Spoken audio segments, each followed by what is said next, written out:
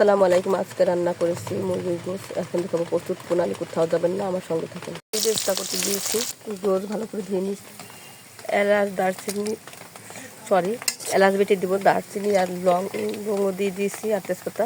আজকে সব বাটা মশলা দিলাম, শুধু হলুদ গুঁড়ো, শুধু মরিচ, আদা, রসুন, জিরে, পেঁয়াজ বেটে দিয়েছি। দিয়ে দেবো স্বাদ মতো লবণ। এখন মশলাটা আমি ভালোভাবে কষিয়ে দেবো। একটু পানি দিয়ে দেবো মশলাটা কষানোর জন্য। মশলা কষানো থাকা আমি এলাচ বেটে নিয়েছি, এলাচটা দিয়ে দেবো।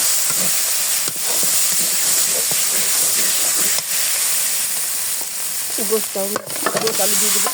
ভালোভাবে এখন 3-4 মিনিট কষিয়ে নেবো। কষানো হয়ে গেছে। এখন আমি হালকা পানি দেবো একটু সেদ্ধ করার জন্য। ঢাকনা দিয়ে রেখে দেবো। গোশ আমার কষানো প্লাস সেদ্ধ হয়ে গেছে। এখন আমি জলের পানি দিয়ে দেবো।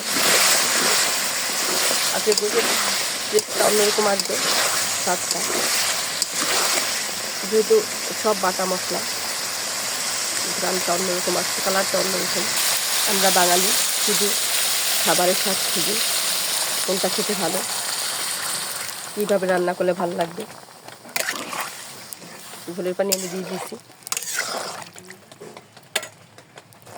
রান্না আমার হয়ে গেছে।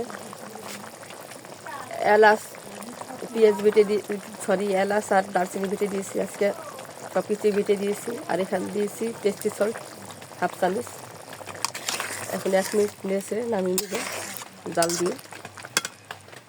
রান্না আমারও হয়ে গেছে। আজকে পর্যন্ত আবার নতুন কোনো ভিডিও আপনাদের সামনে খুঁজে বসে মতো ভালো থাকুন, সুস্থ থাকুন। আসসালামু আলাইকুম রহমতুল্লাহি ওয়া বারাকাতুহু।